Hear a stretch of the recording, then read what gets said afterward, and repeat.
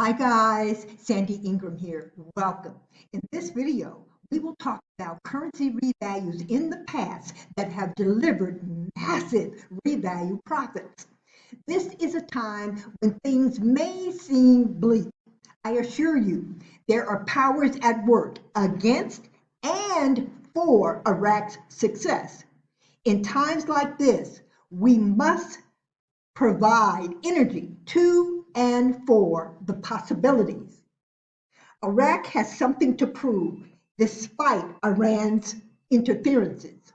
Iraq is a small, wealthy country in its own right, with gold reserves, oil reserves, and $100 billion in cash reserves. They are making serious efforts. Here's a summary of currency revalues that have occurred in the last 50 years.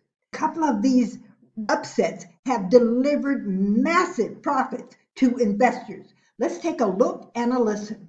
There were 3 major currency revaluations and 5 memorable currency floats in the last 52 years. 1. The German mark in 1969. The currency was revalued by 8.5%, boosting exports but hurting investors holding mark-denominated assets.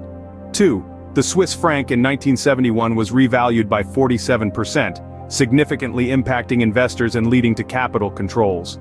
A capital control is an action taken by a government, central bank, or regulatory body to limit the flow of foreign capital in and out of a domestic economy. 3. The Chinese yuan had multiple revaluations since 2005. Gradual appreciation to increase domestic consumption, affecting foreign investors who bought yuan expecting further appreciation. There were 5 major floats during this same period. 1. The US dollar in 1971. President Nixon ended the Bretton Woods system, initially creating volatility, but ultimately establishing the dollar as the reserve currency, benefiting dollar-holding investors. 2. The European currencies from the 1970s to the 1990s. Gradual transition to the EMS, short for European Monetary System, and eventually the euro. This move impacted individual currencies' values and investors accordingly. Other notable examples of currency floats that created profits include the float of the British pound in 1972, the float of the Mexican peso in 1994, and the float of the Russian ruble in 1998. Investors holding appreciating currencies saw gains, particularly exporters in those nations.